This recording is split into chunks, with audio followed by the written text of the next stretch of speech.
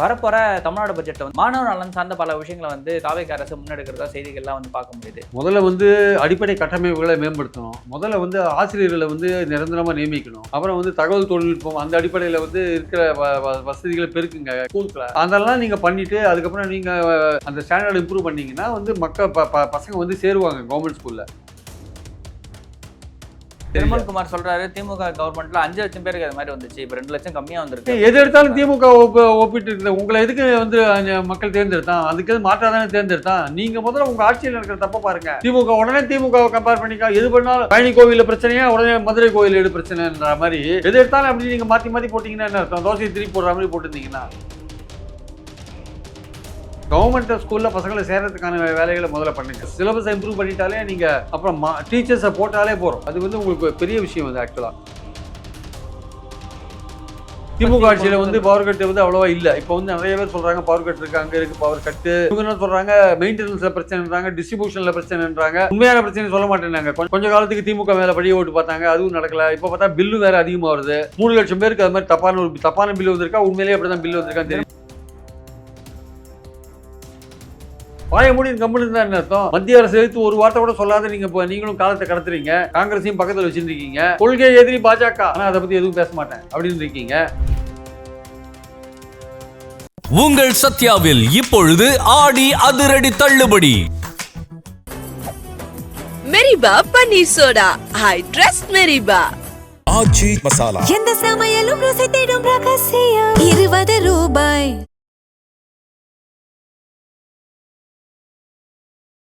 Reflect நேயர்களுக்கு வணக்கம். அரசியல் பல பரபரப்பான கட்டங்களை நோக்கி நகர்ந்து கொண்டு இருக்கிறது. அது குறித்து விவாதிக்க மூத்த பத்திரிகையாளர் திரு பிரியன் அவர்கள் நம்மோடு இணைந்திருக்கார். வணக்கம் சார். வணக்கம் சார்.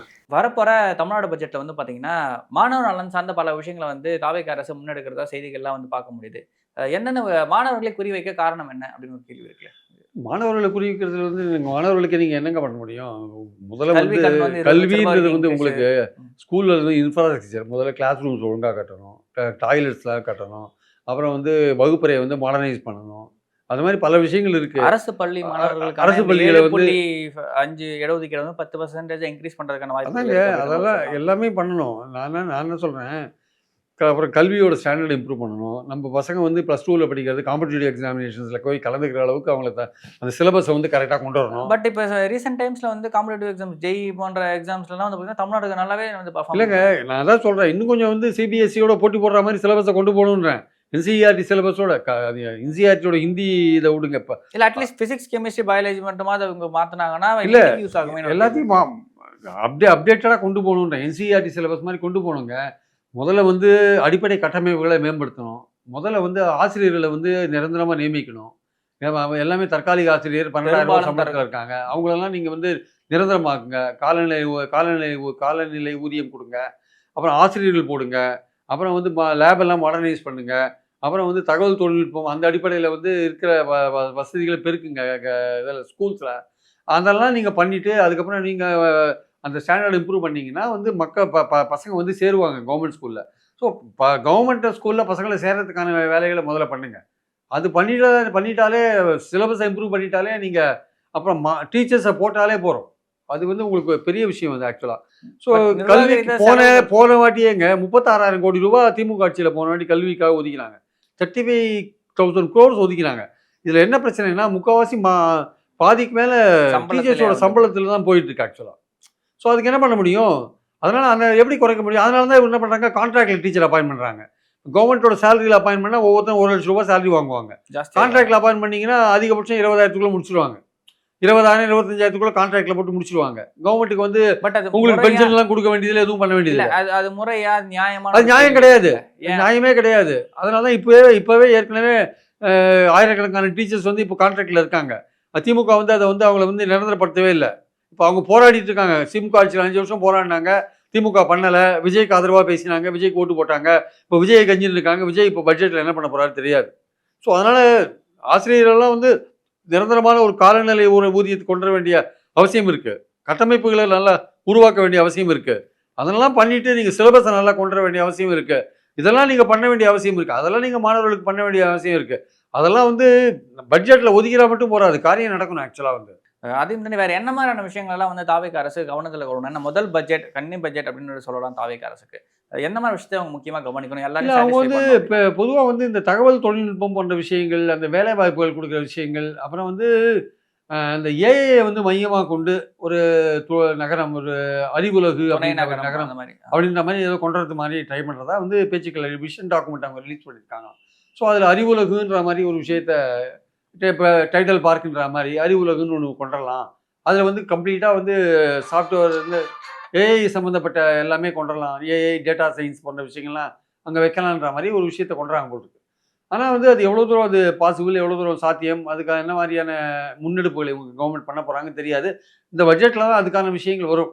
அப்புறம் இளைஞர்களுக்கு வேலைவாய்ப்பு போன்ற விஷயங்கள், அதுக்கான கவனம் என்ன செலுத்த போறாங்க? எத்தனை வேலைவாய்ப்புகள உருவாக்க போறாங்க? அதுக்கு என்னென்ன மாரியான அரசாங்கத்தில காலியா இருக்கிற பதவிகளை நிரப்ப போறாங்களா இல்லையா? அதுவே வந்து ஒரு பெரிய வேலைவாய்ப்பு. அது பண்ண போறாங்களா இல்லையா? டிஎன்பிஎஸ்சி எக்ஸாம் ரெகுலரா நடத்தி, நீங்க அந்த வேக்கன்ஸிஸ்லாம் நீங்க ஃபில் பண்ண வேண்டிய வாய்ப்புகள் இருக்கு. அத நீங்க ஒழுங்கா பண்ண வேண்டிய அவசியம் இருக்கு. 2வது தவேகாவுக்கு ரொம்ப முக்கியமான விஷயம் என்னன்னா, அ தொழில் ரீதியா மின்சார கட்டமைப்ப இப்ப அதிகப்படுத்தணும். மின்சார உற்பத்தி அதிகப்படுத்தணும். இன்னைக்கு நீங்க ஆட்சிக்கு வந்த பிறகு பார்த்தீங்கன்னா, நெறைய இடத்துல பவர் கட். திமுக கொள்முதல் ஆட்சியில உற்பத்தி திமுக ஆட்சியில வந்து கொள்முதல் பவர் கட் வந்து அவ்வளவா இல்ல. இப்ப வந்து நெறைய பேர் சொல்றாங்க பவர் கட் இருக்கு, அங்க இருக்கு பவர் கட்டு. இவங்க என்ன சொல்றாங்க, மெயின்டனன்ஸ்ல பிரச்சனைன்றாங்க, டிஸ்ட்ரிபியூஷன்ல பிரச்சனைன்றாங்க. உண்மையான பிரச்சனைய சொல்ல மாட்டேன்றாங்க. ஆள் பற்றாக்குறை. கொஞ்ச காலத்துக்கு திமுக மேல பழிய போட்டு பார்த்தாங்க. அதுவும் நடக்கல. இப்ப பார்த்தா பில்லும் வேற அதிகமா வருது. இதெல்லாம் நீங்க 200 யூனிட் ஃப்ரீன்னு சொல்லிட்டு 500 யூனிட்டுக்கு மேல யூஸ் பண்றவன பெனலைஸ் பண்ணிட்டீங்க. அவன தண்டிக்கிற மாரியான ஒரு இத கொண்டாந்துட்டீங்க. அவன் ரூ. 2000 மேல ரூ. 4000 ரூ. 5000 வருதுன்னு சொல்றான். 3,00,000 பேருக்கு அது மாரி தப்பான பில் வந்திருக்கா? உண்மையிலேயே அப்படிதான் பில் வந்திருக்கான்னு தெரியல. நிர்மல் குமார் சொல்றாரு, திமுக கவர்மெண்ட்ல 5,00,000 பேருக்கு அது மாதிரி வந்துச்சு. இப்ப 2,00,000 கம்மியா வந்திருக்கு எது அப்படின்னு எடுத்தாலும் சொல்றாரு. திமுக ஒப்பிட்டு இருக்குது. உங்கள எதுக்கு வந்து மக்கள் தேர்ந்தெடுத்தான்? அதுக்கு மாற்றா தானே தேர்ந்தெடுத்தான். நீங்க முதல்ல உங்க ஆட்சியில இருக்கிற தப்ப பாருங்க. உடனே திமுகவ கம்பேர் பண்ணிக்கா. எது பண்ணாலும் பழனி கோவில்ல பிரச்சனையா, உடனே மதுரை கோவில் எடு பிரச்சனைன்ற மாரி, எது எடுத்தாலும் அப்படி நீங்க மாத்தி மாத்தி போட்டீங்கன்னா என்ன அர்த்தம்? தோசைய திருப்பி போடுற மாரி போட்டிருந்தீங்கன்னா, உங்க இப்ப ஆட்சியில என்னென்ன பிரச்சனையோ அத நிவர்த்தி பண்ணுங்க. அதுதான் ஆட்சிய விட்டு போயிட்டாங்கல்ல. மக்கள் அவங்கள ஆட்சிய விட்டு எடுத்துட்டாங்கல்ல. திருப்பி அதையே நீங்க சொல்லியிருந்தீங்கன்னா என்ன அர்த்தம்? ஸோ அதனால வந்து அத சொல்றதுல அர்த்தம் இல்ல. இவன் குதிரை பேரம்னா உடனே அவங்க குதிரை பேரம். நீங்க குதிரை பேரம்னா, ஆமா நீங்க தான் குதிரை பேரம் பண்றீங்க தாவேக்கா மேல. இல்லங்க நீங்க தான் குதிரை பேரம் பண்றீங்க. இல்ல நீங்க தான் பழனி கோவில் சொத்த 100 கோடி சொத்த 2 கோடி. இல்லங்க நீங்க தான் உங்க ஆட்சியில தாங்க மதுரை கோவில் சொத்து இப்படி ஆயிடுச்சு. இதுனா அரசியல் லாவணி பாடுற கச்சேரியா இது? நம்ம பாயிண்ட் என்னன்னா அது இல்ல. உங்க மேல நீங்க ஆட்சியில இருக்கீங்க. நீங்க பண்ற தவறுகள சுட்டிக்காட்டுறோம். அத சரி பண்ணிக்கோங்க. இல்ல நீங்களும் நாங்களும் அப்படிதான் இருப்போம்னா, அடுத்த வாட்டி உங்கள மாத்திட்டு இன்னொருத்தர பார்ப்பாங்க அவ்வளவுதான். அவ்வளவுதான் விஷயம். வேற என்ன இருக்கு? இல்ல இது உங்களோட அவரே பழைய ஆளே பரவாயில்ல போல இருக்குன்னு நெனச்சுப்பாங்க. அதனால நீங்க அதுக்கு மாற்றா வந்திருக்கீங்க. மாற்றா வந்தவர் பழைய ஆட்கள பத்தியே குறை சொல்லக்கூடாது. நீங்க என்ன நிவர்த்தி பண்ண போறீங்களோ அது சொல்லுங்க. அரசியல் ரீதியா பேசுறதெல்லாம் சலிச்சு போச்சு. இதெல்லாம் பழைய பழங்காலத்து கதை. நீங்க என்ன பண்ண போறீங்க சொல்லுங்க. உங்க வாக்குறுதி என்ன ஆகப்போகுது? 6 ரூ. 2,500 சில்லற என்ன கொடுப்பீங்க. ஆகப்போகுது? ரூ. 2,500 என்ன ஆகப்போகுது? ஃப்ரீ சொல்லுங்க. பஸ். ரூ. 4,000 அன்எம்ப்ளாய்மென்ட் இது என்ன ஆகப்போகுது? கவர்மெண்ட் ஸ்கூல்ல படிக்கிற பசங்களோட அப்பாக்கு ரூ. 15,000 குடுக்குறீங்களா? அது என்ன ஆகப்போகுது? ஒரு சவரன் நகையில மேரேஜ் புதுசா அண்ணன் கல்யாணம் சீர். ஆனவங்களுக்கு குடுக்குற கிஃப்ட்டுக்கு தாய் மாமன் சீரோ, அண்ணன் அண்ணன் சீர், சீரோ அண்ணன் சீர். குடுக்குறீங்களா? அது என்னாச்சு? இது மாரி பல விஷயம் இருக்கு. அப்புறம் தமிழ்நாடு முழுக்க பெண்களுக்கு உங்களுக்கு பெண்கள் தான் பெரிய அளவுக்கு ஆதரவு குடுக்குறாங்கல்ல. அவங்களுக்கு நீங்க தமிழ்நாடு முழுக்க வந்து பயணம்னு சொன்னீங்க. அது ஃப்ரீ என்னாச்சு? பஸ். இந்த பட்ஜெட்ல என்ன பண்ண போறீங்க? வருவாய் இன்கிரீஸ் பண்ணதுக்கு என்ன பண்ண போறீங்க? சொல்லுங்க. இதுவரையும் நீங்க என்ன பண்ணிருக்கீங்க? எல்லா டெண்டரையும் கேன்சல் பண்ணிட்டீங்க. கிட்டத்தட்ட நூத்துக்கணக்கான டெண்டர கேன்சல் பண்ணிட்டீங்க.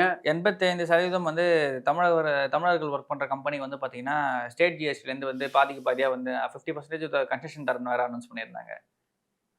நெசவாளர்களுக்கு 15,000, 30,000 மீனவர்களுக்கு அந்த மாதிரியான பல அறிவிப்புகள் வந்து இது தொடர்ச்சியா ஏகப்பட்ட அறிவிப்புகள் இருக்குங்க. கேஷ் குடுக்குற மாரியான அறிவிப்புகளே நெறைய இருக்குங்க. அப்ப இதுக்கெல்லாம் நீங்க என்ன பண்ண போறீங்க? எங்கேருந்து ஃபண்ட்ஸ் வர போறீங்க? நீங்க பாஜகவ திட்டாத அப்படியே அவங்களோட நைஸா போகணும்னு பார்க்குறீங்க. அவங்க உங்களுக்கு நிதி குடுப்பாங்களா இல்லையா? 4,000 கோடி ரிலீஸ் அது ஆயிருக்கு வந்து அப்போலாம். எல்லாருக்கும் குடுக்குறதுங்க. வரி கிட்டத்தட்ட பகிர்வு. 1,00,000 கோடிக்கு மேல இந்தியா முழுக்க குடுத்துருக்காங்க. 1,04,000 கோடி ரூபாய் பிரிச்சு குடுத்துருக்கான். அதுல உங்களுக்கு 4,000 கோடி வந்திருக்கு. தமிழ்நாடு எவ்வளவு பெரிய பீகாருக்கு மாநிலம். 18,000 கோடி ஆ வந்திருக்கு. அது என்ன அது? அப்ப அதுக்கெல்லாம் நீங்க போராட வேண்டாமா? வாய மூடின்னு கம்முனு இருந்தா என்ன அர்த்தம்? மத்திய அரசு எதிர்த்து ஒரு வார்த்தை கூட சொல்லாத நீங்களும் காலத்த கடத்துறீங்க. காங்கிரஸையும் பக்கத்துல வச்சிருக்கீங்க. மத்திய அரச விமர்சனமே பண்ணக்கூடாது. என்னோட கொள்கை எதிரி பாஜக. ஆனா அத பத்தி எதுவும் பேச மாட்டேன். அப்படின்னு இருக்கீங்க. ஆனா ஃபண்ட்ஸாவது வாங்குங்க. இதெல்லாம் பட்ஜெட்ல எதிர்பார்க்கிறோம். பட்ஜெட்ல நீங்க தமிழ்நாட்டுக்கு என்ன பேர மட்டும் மாத்தினா போதுமா? திட்டத்தோட பேரெல்லாம் மாத்திருந்தீங்கன்னா, என்ன புதுசா பண்ண போறீங்க சொல்லுங்க? ஏதாவது பண்ணி இல்ல மக்களுக்கு இந்த திட்டத்தோட பேர்லாம் மாத்துறதுக்கான தேவை இருக்குன்னு ஒரு கேள்வி இருக்குல்ல. ஏன் அப்படின்னா தேவை இதுக்கு முன்னாடி இருக்கோ வந்து கலைஞர் காப்பீட்டு திட்டம், அம்மா உணவகம், அம்மா குடிநீர் திட்டம், அம்மா அப்படின்னு சொல்லிட்டு இவங்க 2 பேர் பேரை மென்ஷன் பண்ற மாதிரி விஷயங்கள் இருந்துச்சு. முதல்வர் ஸ்டாலின் அவர்கள் வந்து முன்னாள் முதல்வர் ஸ்டாலின் அவர்கள் வந்ததுக்கு அப்புறமா என்ன ஆச்சுன்னு பார்த்தீங்கன்னா, முதல்வர் படிப்பகம், நான் முதல்வன் திட்டம் அப்படின்னு சொல்லிட்டு அந்த போஸ்டிங் மென்ஷன் பண்ற முதல்வரின் திறன் மேம்பாடு திட்டம் அப்படிதான் இருந்துச்சு. அது சீஃப் மினிஸ்டர் யார் சீஃப் அப்புறம் மினிஸ்டர் சீஃப் மினிஸ்டர் அந்த வயசானவங்க வந்து தாய்மானவர் திட்டம் அது தாய்மானவர் அதை வந்து பேரை நீலகிரி கலெக்டர் அவரே பேரை மாத்திட்டார் போல் இருக்கு. உள்ள ஒரு விஜய் ரசிகராக இருப்பார் போல் இருக்கு, அவரே பேரை மாத்திட்டார் நினைக்கிறேன். கவர்மெண்ட் அறிக்கை விட்ட மாதிரி தெரியல. நீலகிரி கலெக்டர் மட்டும் அப்படி பண்ணியிருக்கிறதா கேள்விப்பட்டேன். பட் இந்த பேரை மாற்றுறதெல்லாம் ஒரு காஸ்மெட்டிக் அப்ரோச்னு ஆங்கிலத்தில் சொல்லுவாங்க. நம்மளுடைய பாயிண்ட் என்னன்னா, நீங்கள் என்ன பண்ண போகிறீங்க, இருக்கிற ஸ்கீம்ஸை என்ன பண்ண போகிறீங்க, இருக்கிற ஸ்கீம்ஸை எப்படி நீங்கள் இன்னும் இப்போ 5ஆவதுலேருந்து 8ஆவது வரையும் இருக்கிற பசங்களுக்கு பிரேக்ஃபாஸ்ட் போடுறேன்னு சொல்லியிருக்கீங்க, ரைட்டு. அது வந்து இப்போ அண்ணா பிறந்தநாள்லேருந்து நீங்கள் போடுவீங்கன்னு நினைக்கிறேன். போடுங்க, கரெக்ட், நல்ல விஷயம் தான். ஆனால் அதே சமயம் வந்து பார்த்தீங்கன்னா உங்களுடைய மற்ற வாக்குறுதியில் என்னாச்சு, உங்கள் மற்ற வாக்குறுதியில் என்னாச்சு? உங்கள் கூட்டணி கட்சிகள்லாம் வந்து பல விதத்தில் உங்களை விமர்சனம் பண்ணுறாங்க. நீங்கள் வந்து இன்னும் வந்து இந்த கூட்டணி கட்சிகள் உங்களுக்கு உங்களுடைய ஆக்ஷன்ஸே கூட்டணி கட்சிகள் பல விமர்சனம் பண்ணுறாங்க. 31 பேருக்கு அந்த இது ரத்து பண்ணாங்க வேலையை, அதுக்கு அப்பீல் போக வேண்டாம்னு சிபிஎம்ஏ சொல்கிறாங்க.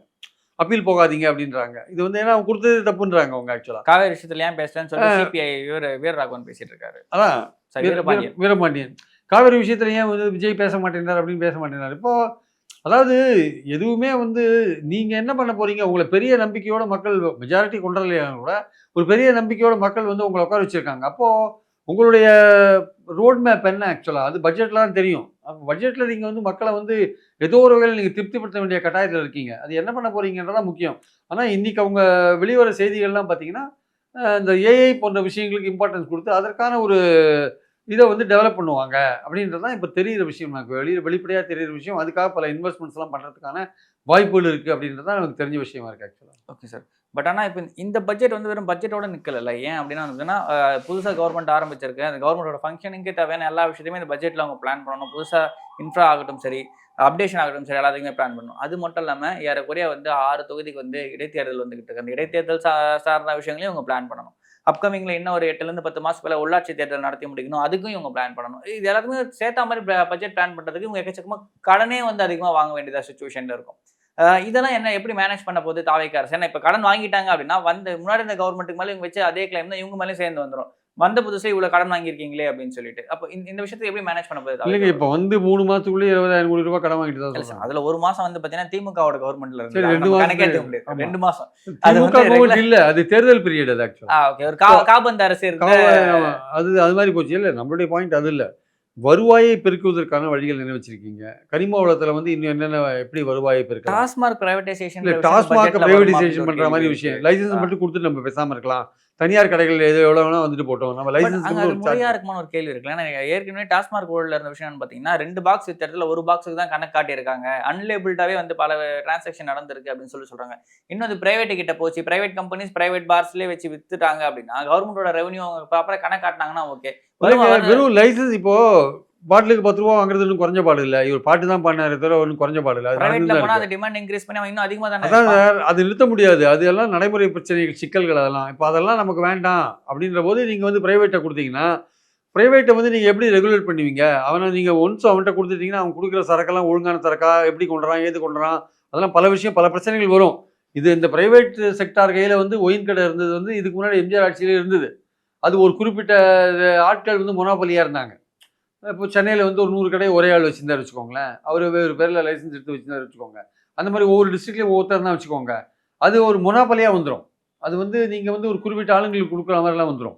நீங்கள் என்னதான் சொல்லி ஆக்ஷன் விட்டால் கூட கடைசியில் நான் ஒரு 10-100 பேரை பினாமி வச்சுருப்பேன், அவன் பேரில் எடுப்பேன் நான் கரெக்டாக. நீங்கள் அது நீங்கள் தடுக்க முடியாது. வேறு ஆள் மாதிரி தான் தெரியும், பட் எனக்கு பினாமியாக இருப்பாங்க. அவங்களே காற்றால் மாதிரி அமைச்சு எடுத்துருவாங்க. எடுத்தாங்க ஒரே ஆள் கையில் தான் போகும். இப்போ சென்னையில் வந்து 100 கடை ஆக்ஷன் விட்றாங்க, இல்லை 200 கடை ஆக்ஷன் விட்றாங்க அப்படின்னா அது வந்து ஒரு குரூப்பாக ஃபார்ம் பண்ணி நீ இந்த ஏரியா எடுத்துக்கோ, நான் அந்த ஏரியா எடுத்துக்கிறேன், அவங்களுக்குள்ள குரூப்பாக ஃபார்ம் பண்ணி எடுக்க மாட்டாங்கன்னு நிச்சயம். அதில் வந்து ஒரு அன்ஹோலி அலையன்ஸ்னு ஆங்கிலத்தில் சொல்லுவாங்க. அந்த முறைகேடாத ஒரு அலையன்ஸை வந்து அவங்க ஃபார்ம் பண்ணி அவங்க வந்து நீங்கள் உங்கள் லைசன்ஸ் அந்த டெண்டர் கேட்குற தொகையை ஒரு குறிப்பிட்ட அளவுக்கு மேலே போகாமல் அதை குறைக்கிறதுக்கான வாய்ப்பு இருக்குல்ல. ஒரு கூட்டணியாக அமைச்சு பண்ணுறதுக்கான வாய்ப்பு இருக்குல்ல. அங்கே கவர்மெண்ட் மேலே பழி விழக்கூடாதுன்றதுக்காக நீங்கள் என்ன பண்ணுறீங்க, ப்ரைவேட்டை கொடுக்கலான்னு சொல்கிறீங்க. ஆனால் வந்து ப்ரைவேட்டில் கொடுக்குறதே பல பிரச்சனைகள் இருக்குது. ஒரு லைசன்ஸ் ஃபீ மட்டும் வாங்கிட்டு நீங்கள் ஆக்ஷன் விட்டீங்க அப்படின்னா ஆக்ஷன் விட்டு அவன் எடுக்கிறவன் வந்து என்ன சரக்கு விற்கிறான்றதுலேருந்து பல விஷயங்கள் இருக்குது.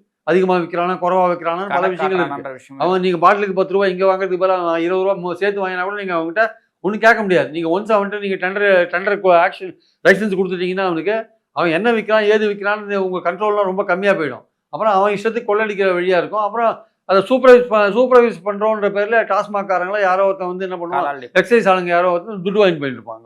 அவன் தான் துட்டு வாங்கி போயிட்டு அது கவர்மெண்ட் கெட்ட பேர் ஏற்படுத்தலாம். மறுபடியும் கெட்ட பேர் வரும். இதுல வந்து நீங்க இந்த மாதிரி லிக்வர் பாலிசி ஏடாகூடமா ஃப்ரேம் பண்ணி தானே தெலுங்கானா டெல்லி கவர்மெண்ட்லாம் இதுல தானே பிரச்சனையாச்சு.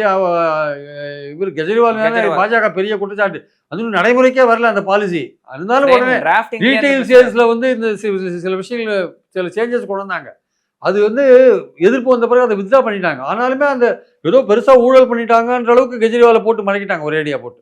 நம்ம பாயிண்ட் அது இல்லை. இங்கே நீங்கள் அதே மாதிரி கொண்டாந்தீங்கன்னா கிட்டத்தட்ட டெல்லி கவர்மெண்ட் மாதிரி உங்கள் மேலே ஒரு குற்றச்சாட்டுகள் வரதுக்கான வாய்ப்புகள் நிறைய இருக்குது. அது வந்து விஜய் என்ன பண்ண போகிறாரு தெரியாது, அவங்க கவர்மெண்ட்டில் என்ன பண்ண போகிறாங்கன்னு தெரியாது. ஆனால் இதை வந்து நீங்கள் ப்ரைவேட்டைஸ் பண்ணீங்கன்னா மறுபடியும் நம்ம கவர்மெண்ட் மேலே பல குற்றச்சாட்டுகள் வருது, அதுக்கு பதிலாக நம்ம வந்து ப்ரைவேட் கையில் கொடுத்துடலாம், லைசன்ஸ் உரிமை கட்டணம் மட்டும் வாங்கிக்கலாம் அப்படின்னீங்கன்னா அது வந்து ப்ரைவேட் கையில் போச்சுன்னா அப்புறம் அந்த பிஸ்னஸ் அவங்களால கண்ட்ரோல் பண்ணவே முடியாது. அவன் அடிக்கிற கொள்ளையெல்லாம் அவங்களால கண்ட்ரோல் பண்ணவே முடியாது. அது தவிர அவன் ஒழுங்கான சரக்கு விற்கிறானா அதெல்லாம் நமக்கு தெரியாது. அப்போது மறுபடியும் என்னாகும், கவர்மெண்ட் அதிகாரிகள் லஞ்சம் வாங்குவோம் அந்த கடையில் போயிட்டு. நாங்கள் உரிமம் கொடுத்துருக்கோம், நீங்கள் ஒழுங்காக சரக்கு விற்கல, இல்லை பாதி கள்ள சரக்கு விற்கிறீங்க, இல்லை எக்ஸைஸ் கட்டாத வந்திருக்கீங்க, ஏதோ சொல்லி அவன்கிட்ட மாமூல் வாங்கிட்டு போகிறதுக்கான வாய்ப்பு இருக்குது. டாஸ்மாகில் இப்போ கடையில் மாமூல் வாங்குறான்னா நீங்கள் ஒன்ஸ் உரிமம் கொடுத்துட்டீங்கன்னா அதிகாரிகள் போய் லஞ்சம் வாங்கிடுவான். இல்லை ப்ரைவேட்டாக போச்சுன்னா ஆனால் இன்னுமே வந்து லோக்கலில் வந்து லோக்கல் பொலிட்டீஷியன்ஸ் வாங்குவாங்க. இந்த மாதிரி பல இஷ்யூஸ் வந்து ஃபேஸ் பண்ண வேண்டியது இருக்கும்ல. இல்லை பாலிட்டிஷியன்ஸ் கையில் போகிறதுக்கான வாய்ப்புகள் இருக்குது. அந்த கடை வந்து பாலிட்டிஷியன்ஸ் கையில் போகிறதுக்கான வாய்ப்புகள் இருக்குது. அது ஒரு பக்கம் இருந்தால் கூட நீங்கள் வந்து கவர்மெண்ட் முதல்ல விற்கிறது சரியான ஒரு அணுகுமுறை கிடையாது. அதனால தான் ஏகப்பட்ட குற்றச்சாட்டுகள் வருது கவர்மெண்ட் மேலே. அதை வந்து நீங்கள் ப்ரைவேட்டுக்கு தள்ளி விட்டால் ப்ரைவேட்லேயும் பல சிக்கல்கள் இருக்குது. நீங்கள் இந்த மொத்தத்தில் இந்த சாராய வியாபாரம் இந்த வியாபாரம்லாம் கவர்மெண்ட் எடுத்துன்னா அதில் பல சிக்கல்கள்லாம் வரதான் செய்யும். அந்த சிக்கல்களை எவ்வளோ தூரம் நீங்கள் குறைக்க முடியும்னு தான் பார்க்கணும். நாளைக்கு தனியார்கிட்ட கொடுத்த பிறகு நீங்கள் அரசு அதிகாரிகள், அப்போ அரசில் இருக்கிற கலால் அதிகாரிகள், இல்லை மதுவிலக்கு போலீஸு, யாரோ ஒருத்தன் துட்டு வாங்க மாட்டான்னு நிச்சயம் ஏதோ ஒரு வகையில் வாங்க தான் செய்வான்றது என்னோட கணக்கு. ஆக்சுவலாக இல்லை இப்படியெல்லாம் வந்து வருமானத்துக்கு வழி பார்க்குறாங்க. ஆக்சுவலாக கனிம வளத்தில் வந்து அதை ரெகுலேட் பண்ணுறது, அந்த மாதிரி விஷயங்கள், கனிம வளத்தை வந்து கேரளாக்கோ கர்நாடகாக்கோ கனிமம் தடுத்து நிறுத்தி இங்கேயே அதை வந்து இது பண்ணி விற்பனையை அதிகப்படுத்தி அதன் மூலமாக வந்து லாபம் அரசுக்கு வருவாயிற்ற விஷயங்கள். அப்புறம் வந்து இந்த மாதிரி ஒயின் கடையை தனியாருக்கு கொடுக்கறது மூலமாக அது மூலமாக அதை உரிமை கட்டணங்கள் நிறையா வாங்கலாமா, டெண்டர் விடுறது மூலமாக அதை வந்து இன்னும் அதிகமான பணம் வசூலிக்கிறதுக்கான வாய்ப்புகள் இருக்காங்க. அது மாதிரி ஆராயறதுக்கான வாய்ப்புகள் நிறையா இருக்குது. ஸோ இந்த மாதிரி அவங்க வருமானத்தை ஏற்றத்துக்கு இப்போது ஏன்னா ரொம்ப குறைந்த அளவு தான் வந்து இப்போ பதிவு கட்டணம், அப்புறம் வந்து பெட்ரோலில் போடுற அந்த வேட்டு போன்ற விஷயங்கள், இந்த மாதிரி இருக்கிறது தான் வந்து இப்போ கவர்மெண்ட்டுக்கு ஒரு வருமானமாக போயிட்டுருக்கு. அதுக்கு தவிர வேற இன்னும் பெரிய அளவுக்கு வருமானம் இல்லை. முக்கியமாக பதிவு கட்டணம், இது பெட்ரோல், இந்த விஷயங்களில் போடுறது தான் முக்கியமான வருமானம் இருக்குது. அது டாஸ்மாக் வருமானம் முக்கியமான வருமானமாக இருக்குது. இதை தவிர வேற இன்னும் பெரிய முக்கியமான வருமானங்கள் இல்லை. அதனால வருமானத்தை அதிகப்படுத்துறதுக்கு என்ன பண்ண போறீங்க, அதான் முக்கியமான பாயிண்ட். அது மட்டும் விலைவாசி சார்ந்த விஷயங்கள் வந்து தொடர்ச்சி ஏறிட்டே இருக்கு. இப்போ அரிசி, பருப்பு, வெங்காயம் வந்து எல்லாத்தோட விலையுமே வந்து ஏறிடுச்சு. அப்படி இருக்கிறப்ப இதை கண்ட்ரோல் பண்ணுறதுக்கு கவர்மெண்ட் என்ன பண்ண போகுதுன்னு ஒரு கேள்வி இருக்கு. அப்படின்னா பட்ஜெட் சார்ந்த விஷயங்களை எதுவுமே வந்து உள்ளடக்காம இப்போ குறுவை சாகுபடி பாதிக்கப்பட்டிருக்கு. இன்னும் அப்கமிங் இன்னும் 6 மாதம் கழிச்சு திருப்பி இந்த அரிசி பற்றாக்குறைன்றது இன்னுமே வந்து அதிகரிக்கும். அதுக்கான டிமாண்ட் இன்க்ரீஸ் ஆகிறப்போ அதோட பிரைஸுமே இன்க்ரீஸ் ஆகும். இப்போ இதெல்லாம் எப்படி தாவைக்கு அரசு மேனேஜ் பண்ண ஒரு கேள்வி. கண்டிப்பாங்க. இப்போ பாதிக்கப்பட்ட விவசாயிகளுக்கு வந்து பார்த்தீங்கன்னா கடன் தள்ளுபடி இருக்கும். 70,000 வரைக்கும் வந்து கடன் தள்ளுபடி பண்ணியிருக்காங்க. அவங்களுக்கு பேலன்ஸை பண்ணுவாங்களா மாட்டாங்களான்னு ஒரு கேள்வி இருக்கு. இந்த மாதிரியான விஷயங்கள்லாம் எப்படி தாவைக்கு அரசு கையாளணும்? தாவைக்கு அரசு வந்து விலைவாசி உயர்வை கண்டிப்பாக கையாள வேண்டிய அவசியம் இருக்குது. அதுவும் குறிப்பாக வந்து ரேஷனில் அரிசி போடுறதுனால இங்கே ஓரளவுக்கு அதோடைய தாக்கம் வந்து மக்களுக்கு தெரியாத இருக்கலாம். ரேஷனில் அரிசி போடுறாங்க இல்லையா, ஃப்ரீயாக தானே போடுறாங்க அவங்க, அதனால் அதோடைய தாக்கம் மக்களுக்கு தெரியாத இருக்கலாம். ஆனால் பெரும்பாலான நடுத்தர மக்கள் இந்த அரிசி கார்டு இல்லாதவங்களாம் என்ன பண்ணுறாங்க, வெளியில் தானே வாங்குறாங்க. அப்போ அவங்களுக்கு அதோடைய தாக்கம் தெரியும். இப்போது ஒரு ஒரு ஒரு ஒரு கிலோவுக்கு வந்து கிட்டத்தட்ட வந்து 5 ரூபா 10 ரூபான்னு ஏறிச்சுன்னா அவங்களுக்கு கண்டிப்பாக தெரியும். ஒரு மூட்டைக்கு 40 ரூபா 50 ரூபான்னு ஏறுதுன்னு சொல்கிறாங்க. இப்போ வரப்போகிற காலத்தில் வந்து இப்போ குருவையும் குறைஞ்சிருக்கு. அப்போ அப்படி இருக்கும்போது இது அரிசி பஞ்சம் வரதுக்கான வாய்ப்புகள் நிறைய இருக்குது. ஏன்னா எல்னினோ வேற சொல்லியிருக்காங்க. அதுக்கான ரெகுலேஷன்ஸும் வந்து கவர்மெண்ட் பார்த்துக்கிட்டு இருக்கு. ஒரு எல்னினோ மாதிரி சுச்சுவேஷன் வந்து இன்னும் ஒரு 6 மாதம் 1 வருஷத்துக்கு மழையே பெய்யல அப்படின்னா விவசாயம் முழுசாக பாதிக்கப்பட்டு போயிடும். எல்லாத்தோட விலைவாசியுமே வந்து அதிகரிச்சிடும். அப்போ அதுக்கான ஒரு பேக்கப் பிளான் என்ன வச்சிருக்கான ஒரு கேள்வி இருக்கு. இல்லை எம்எஸ்பி மாதிரி பேக்கப் பிளான்லாம் உங்ககிட்ட எதுவும் இருக்கிற மாதிரி தெரியலீங்க. பேக்கப் பிளான் அட்லீஸ்ட் எம்எஸ்பியோ வந்து அரிசியை வந்து கொடுக்குறாங்க, ரேஷனில் சர்க்கரையை கொடுக்குறாங்க, துவரம்பருப்பு கொடுக்குறாங்க, இந்த மாதிரி ஏதோ பண்ணுறாங்களே தவிர வேணா வந்து இன்னும் கொஞ்சம் வேணா வேற ஏதாவது சில பொருட்களை ரேஷனில் கொடுக்கறதுக்கான வாய்ப்பு இருக்கே தவிர காய்கறி மாதிரியான விஷயங்கள், மற்ற சின்ன கீரை போன்ற பொருட்கள் இதுக்கெல்லாம் என்ன பண்ணும் கவர்மெண்ட்னு ஒரு கேள்வி இருக்குல்ல. கால்நடை பராமரிப்பு இருக்கு, அதுக்கும் தண்ணி தேவைப்படும். மீன் வளர்ப்பு, கோழி வளர்ப்பு, பல விஷயங்கள் ஏங்க இருக்குல்ல நீர் சார்ந்து. இன்னைக்கே சிட்டியில் வந்து பால் பாக்கெட் பஞ்சங்க. ஆமீன் பால் பாக்கெட் கிடைக்க மாட்டேங்குதுங்க. பால் பஞ்சம் ஆக்சுவலாக. ஆமீன் வந்து பால் உற்பத்தியாளர்களுக்கு அதிகமான கொள்முதலை அதிகப்படுத்தலை. அதனால பிரைவேட் காரன் என்ன பண்றான், அவனுக்கு கொள்முதலை அதிகப்படுத்தி அவன் ஒரு பண்ணிட்டு போயிடறான். 2-3 மாசத்துல 4 ரூபாய் அவன் வரைக்கும் விலை ப்ரொக்யூர் பண்ணிட்டு போயிடுறான். அவனும் விலையை ஏற்றுறான், அவங்களுக்கு அதிகமாக கொடுக்குறான், ப்ரொக்யூர் பண்ணிட்டு போயிடுறான். ஆனால் இவன் ஆவின் வந்து விலையேற்ற மாட்டேன்றான். ஆவின் வந்து அவங்களுக்கு கொடுக்க வேண்டியதை ஏற்றணும்ல, 1 லிட்டருக்கு உற்பத்தியாளர்களுக்கு அதிகப்படுத்தணும்ல, அது அதிகப்படுத்த மாட்டேன்றான். வேற பிரைவேட் ஆளுங்க அதிகப்படுத்துறான்னு அவன் என்ன பண்ணுறான், ஆவினுக்கு விற்கிறது இல்லை. இப்போ கடந்த 15-20 நாளாவே ஆவின் பால் வந்து தட்டுப்பாட்டில் தான் இருக்குது. நீ கேட்ட அளவுக்கு இந்த மாதிரிலாம் ஆவின் பால் நினச்ச கிடைக்கிறது கிடையாது. ஒரு பங்குக்கு வந்து அவன் வந்து 500 பேக்கெட் கொடுத்துருந்தாங்க, 1 லிட்டர் 1/2 லிட்டர் பேக்கெட்டு, அது 20 ரூபா பேக்கெட்டு. அதை இப்போ வந்து 250 குறைச்சிட்டான். அதான் உண்மை. ஆனால் கொஞ்சம் காஸ்ட்லியாக இருக்கிற பாலெல்லாம் இருக்குது பார்த்தீங்களா, அதெல்லாம் கரெக்டாக போட்டுருக்கான். விலை கம்மியாக இருக்கிற அந்த நீல நிற பேக்கெட் பால் இருக்குல்ல, அதோட இதை குறைச்சிட்டான். வந்து அதோட சப்ளையை குறைச்சிட்டான். அப்போ இந்த பால் பிரச்சனை வந்து சிட்டியில் ஒரு பிரச்சனையாக இருக்குன்றத இன்னைக்கு வரையும் இந்த விஜய் கவர்மெண்ட் இதை பற்றி கண்டுன மாதிரியே தெரியலையே. இந்த பாலுக்கு ஒரு அமைச்சர் இருக்காங்க நினைக்கிறேன், ஜெகதீஸ்வரி யாரோ அம்மா இருக்காங்க, அவங்க பால் வளத்துறை தான் நினைக்கிறேன். அவங்க அதை பத்தி ஒரு வார்த்தை கூட பேசின மாதிரி எனக்கு இதுவரையும் தெரியல. அவங்க வேற பல வார்த்தைகள்லாம் வந்துகிட்டு இருக்காங்க. அவங்க வேற பல விஷயம் பேசுறாங்களே தவிர இந்த ஆவின் பாலை பத்தி ஒன்றும் பேசுற மாதிரி நமக்கு எதுவும் தெரியல. அவங்க தான் டெய்ரி மினிஸ்டர் நினைக்கிறேன். அவங்க ஒரு தடவை அம்பத்தூர் டெய்ரிக்கு ஒரு தடவை விசிட் பண்ணாங்களா இல்லையா அது கூட தெரியல. அவங்க உள்ளூர்ல அந்த கீர்த்தனா அம்மாவோட சண்டை போடுறதுலேயே பிஸியா இருக்காங்க போல் இருக்கு. அவங்க இல்ல உள்ளூர் கட்சிக்காரன்ட்டு சண்டை போடுறதுலேயே பிஸியா இருக்காங்க போல் இருக்கு. அவங்க விருதுநகர் மாவட்டத்துட்டு வெளில வராங்களே தெரியல. இங்க சென்னையில வந்து பால் பாக்கெட் பிரச்சனையா இருக்கு, பால் கிடைக்க மாட்டேங்குதுன்ற விஷயமே உங்களுக்கு தெரியுமோ தெரியாதானே நமக்கு தெரியல. ஏடிஎம்கே பீரியட்ல எஸ்வி சேகர் வீட்டுக்கு பால்லாம் கவர்மெண்ட் வந்து ஆமாங்க போட்டுதுங்க, ஸ்பெஷலா 9 பேக்கெட் கொடுத்து அமிச்சாங்க தனியா. அது மாதிரி இப்போ இங்க வந்து இந்த பால் விஷயத்தை யாரும் கவனிக்க மாட்டேன்னாங்களே. அந்த அம்மா தானே ஜெகதீஸ்வரி தானே, அந்த அம்மா தானே அவங்க பால் விஷயத்தை ஒன்றும் கவனி. அப்போ இந்த கவர்மெண்ட் நீங்க கேட்டீங்கல்ல என்ன பண்ண போது, கவர்மெண்ட் நடந்துட்டு இருக்கிற பால் பிரச்சனைக்கே இந்த கவர்மெண்ட் ஒன்றும் ஆக்ஷன் எடுத்த மாதிரி தெரியல. அப்புறம் இனிமே வரப்போ அரிசி பஞ்சம், பருப்பு போன்ற விஷயங்கள்லாம் இந்த கவர்மெண்ட் எப்போ ஆக்ஷன் எடுக்கிறது, எப்போ விஜய் எப்போ வந்து ஒரு ஆக்ஷன் எடுக்கிறதுன்றது இனிமேல் யோசிக்க வேண்டிய விஷயம் தான். அது அந்த மந்திரிகளுக்கே ஒன்றும் தெரியல. அந்த அமைச்சர் அந்த செக்ரட்டரிஸும் அப்படியே இருக்கானுங்க, அமைச்சர்களும் புதுசு. நம்ம எல்லாருக்கும் அவங்களுக்கு ஒரு கன்செஷன் கொடுத்துட்டோம், எல்லாம் புதுசுங்க, ஆட்சிக்கு புதுசு, எல்லாம் ரொம்ப நாளாகும், அதெல்லாம் கற்றுக்கிறதுக்கு ரொம்ப நாளாகும். ஆனால் அரசியல் ரீதியாக மட்டும் பல விஷயங்கள் பேசலாம். இந்த நிர்வாக ரீதியாக மட்டும் ஆக்ஷன் எடுக்கும்போது மட்டும் கேட்டால் அவங்க புதுசுன்னு சொல்கிறீங்க. அரசியல் ரீதியாக நீ குதிரை பேரன்னு சொன்னியா, நீ குதிரை பேரம், நீ அதை பண்ணியா நான் இதை பண்ணேன், திமுக நீ உங்கள் ஆட்சியில் அதை பண்ணாலும் இதை பண்ண. அரசியல் ரீதியாக கரெக்டாக பேசுகிற நீங்கள் நிர்வாக ரீதியாக இருக்கிற பிரச்சனைகளுக்கு இப்போ தீர்வு காண போறீங்க.